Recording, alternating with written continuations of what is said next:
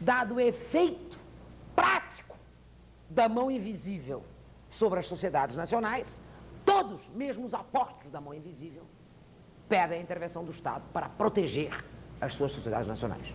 E o proteger, leia-se, tudo. Direito do trabalho, direito das utilidades públicas, direito de contratos coletivos, direito à associação comerciais, direito aos sindicatos. Esse é o último, naturalmente esse é o último.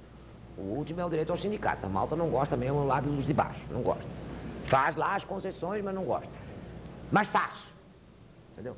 Então, e isto, evidentemente, não é explicável. Em 1870, 80, isto não é explicável pela força das ideias da Revolução Francesa, a qual já tinha produzido todas as ideias possíveis, inclusive um brilhante Código Napoleônico. Inclusive, a reformulação de vários estados nacionais sobre uma prática de monarquias constitucionais ou não, restauracionistas ou não, repúblicas ou não, democracias ou não. Todos, sob a influência da mesma velha Inglaterra, dominantes, já tinham cacarejado, imitado a monarquia constitucional, mesmo quando de constitucional não tivesse porcaria nenhuma. Que é uma das coisas que mais irrita o Polanyi, é essa generalização do Estado de Direito inglês, urbi et orbi, sobre sociedades que nada tinham que ver com o avanço inglês. O avanço inglês é em todos os sentidos.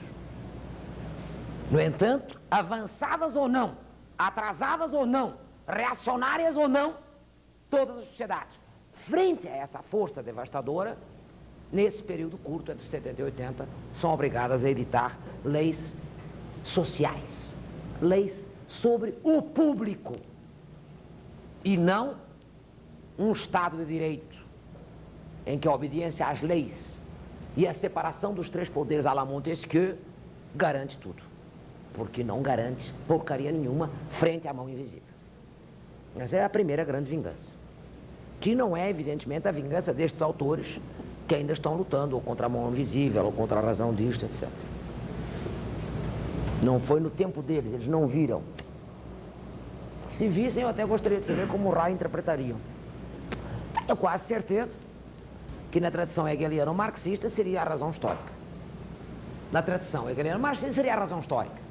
Na tradição liberal seria o bem comum e a repactação dos interesses individuais.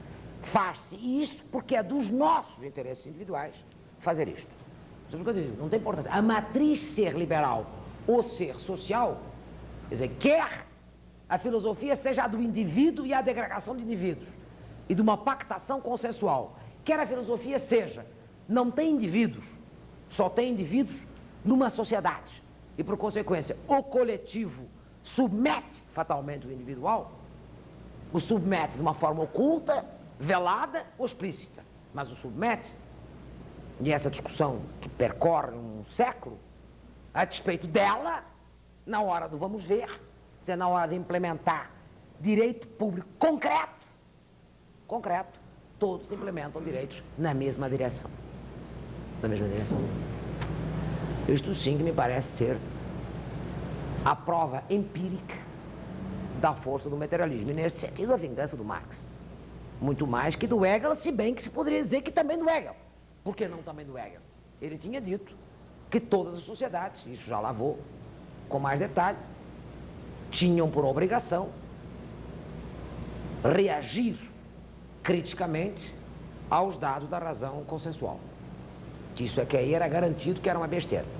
Se todos estavam tão de acordo, significava que a sociedade estava ficando paralisada politicamente e que, na verdade, esse acordo tinha seu auge, porque ele tinha uma ideia de ciclos da história, como também o outro tinha de ciclos do capital, e isso significava que era uma época de paz e prosperidade, mas passada essa época haveria razões para mudar as convenções.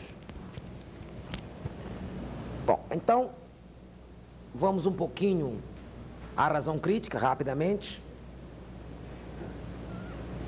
como uma razão histórica e coletiva.